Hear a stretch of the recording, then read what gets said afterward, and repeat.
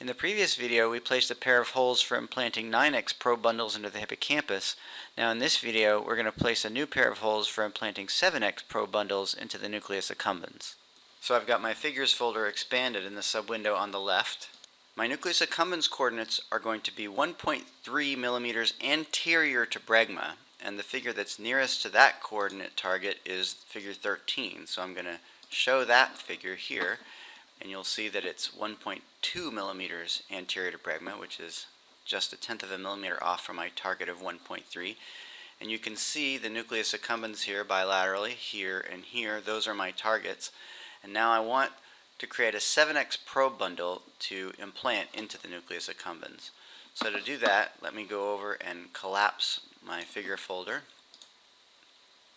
And since I'm planning to use a 7X probe bundle, I'm now going to expand the 7X 9X guide tube bundle folder here so that I can see all of the 13 guide tube bundles that are available.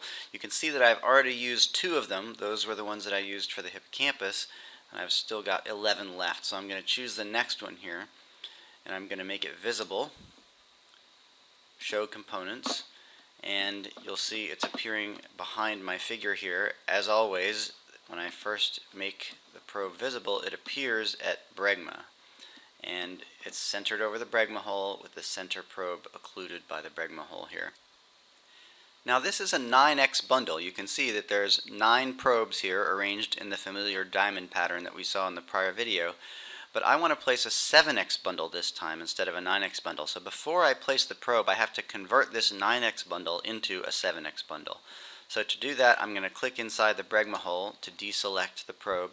And now I'm going to delete the front and back probe. To do that, I'm just going to click on the probe and highlight it. I need to highlight the actual probe, not those little circles. There we go. And now you see that this needle, the front needle of the probe, is highlighted, and I can just go over here and hide component, and it goes away. Another way of doing that is to just do it over here, hide components, and it goes away. So now I've taken away 2 of the probes from the 9X bundle, leaving this hexagonal shaped pattern of 7 probes. Again, the 7th one is in the middle here and occluded by the bregma hole, but there are 7 probes here in this nice hexagonal pattern, and this is going to be my 7X bundle that I'll place in the nucleus accumbens. Now before I move it into place, I want to rotate this bundle around the y-axis. I want to rotate it by 30 degrees this way. So to do that, I'm going to click on any part of the bundle that I want to rotate, go up to Move Component, and instead of choosing Move Component, I'm going to choose Rotate Component. And then I'm going to choose By Delta XYZ. Now I'm being given an option here to rotate around any of the axes, X, Y, or Z, by any angle I choose. Remember that the x-axis is the medial lateral axis, the y-axis is the dorsiventral axis, and the z-axis is the anteroposterior axis of the brain.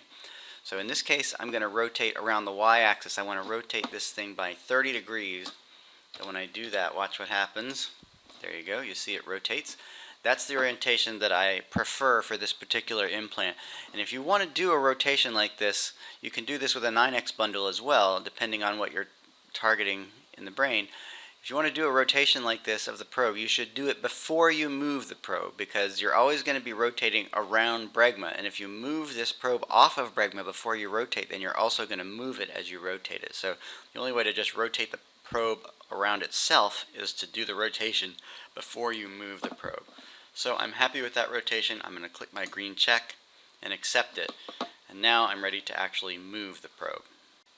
So first I'll move the probe off of bregma in the anterior direction to my target coordinate of 1.3 millimeters anterior to bregma. To do that, as we learned in the prior video, we click any part of the probe that we want to move. We go up to Move Component, check Move Component. We're going to select By Delta XYZ. The z-axis is the anteroposterior axis, and we want to move in the positive direction, that is anterior to bregma by 1.3 millimeters. Apply. Our probe moves as desired. I'm happy with that. I click check, and now I've moved the probe into the correct anteroposterior coordinate position. Now let me go up here to View Orientation and go back to my standard view. Then I'm going to click the front plane so I can get a nice frontal view here.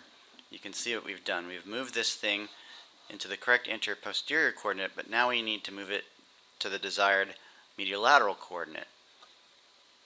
So in this case, the medial-lateral coordinate that I want is 1.3 millimeters off of the midline.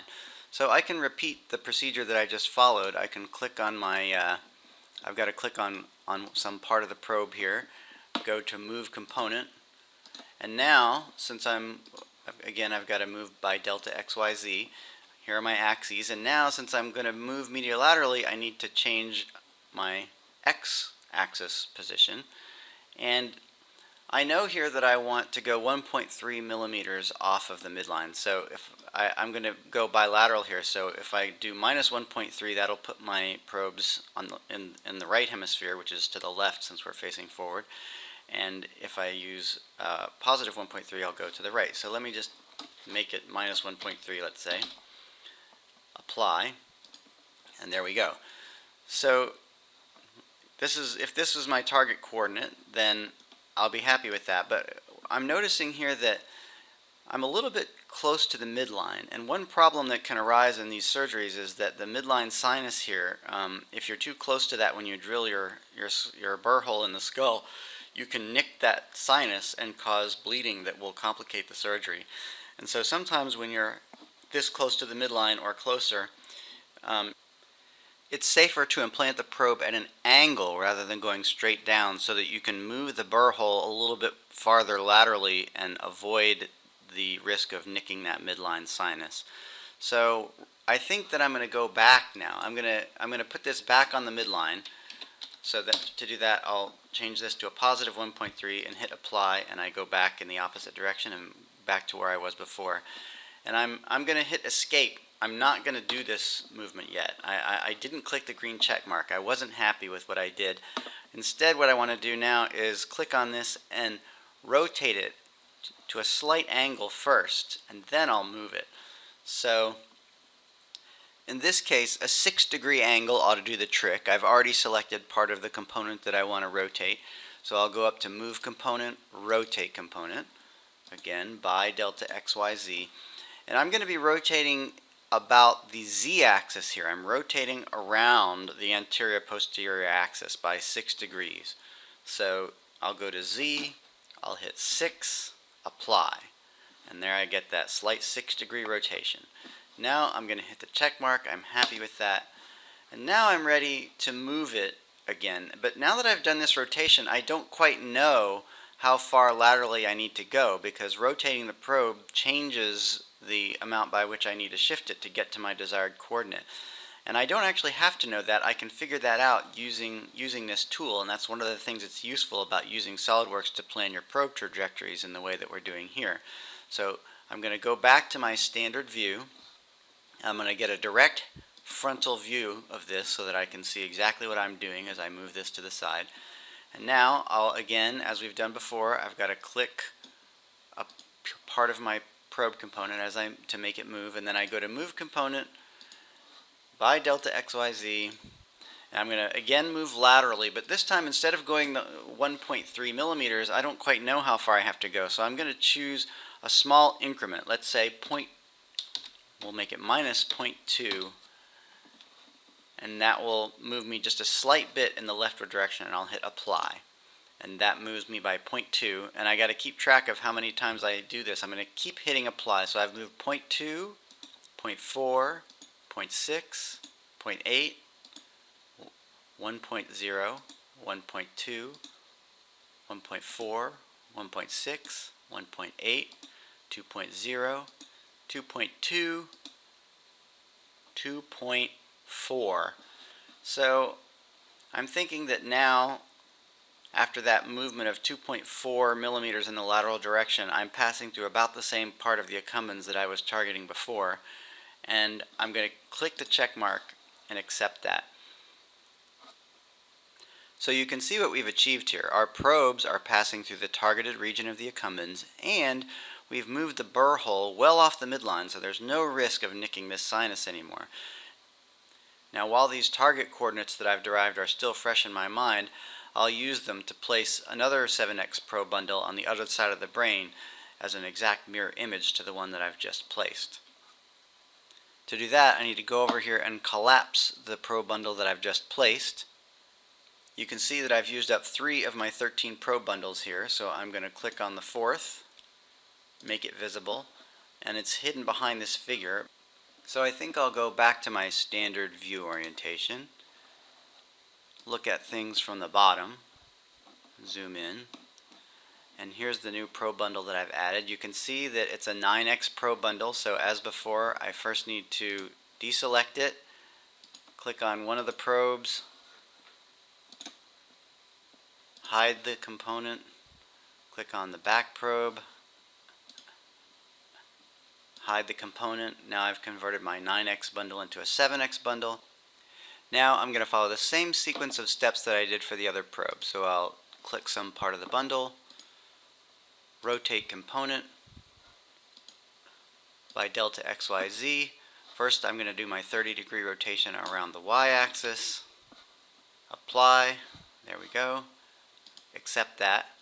Next I'm going to do, I have to re-click it and select it again. Next I'm going to do my move component and by delta XYZ advance it to 1.3 millimeters anterior to bregma, apply, check. Now I'll go back to my standard view orientation, look at things from the front so I can monitor my progress here. Next thing I need to do is do the 6-degree rotation around the z-axis, so I'll click a part of the component, rotate component by delta XYZ. Now this one is going to be by -6 degrees because I'm going to be putting it on the other side of the brain, so I'll say apply, get a slight angle in the opposite direction, accept that, select the component again, move component. Now remember that my lateral coordinate after the rotation turned out to be 2.4 millimeters from the midline, apply, check, and there we have it. 2 perfectly symmetrical probe bundles going into the nucleus accumbens at the desired coordinates. Now for the moment of truth. The reason we've been doing all this, of course, is so that we can drill holes in the targeting cone at the proper locations. So let's tilt this up and look down into the cone. Here are the probe bundles, and now we're going to go to Assembly Features, Extruded Cut, and we need to select the plane for drawing our sketch. That will be the top of any one of these probe bundles. We'll get an overhead view. Now we have to draw our circle. We click in the center and drag out. Now remember that in the last video we dragged out to the outer circle because we were implanting a 9x probe bundle, but here we're implanting a 7x, so we drag to the inner circle, highlight that orange, let go of the mouse button, hit check. Then we uncheck exit sketch. We get our error message that we ignore by hitting close. We come here and change from blind to through all both, hit check, and there's our hole. We've got to do the same thing on the other side now, so I'm going to Assembly Features again, Extruded Cut. I'm asked to select the plane. I click the tops of any one of these probes, zoom back in,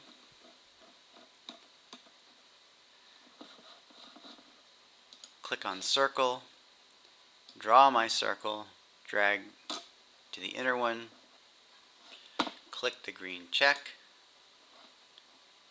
uncheck exit sketch, ignore my error, select through all both, green check, and there's my hole. So there you have it.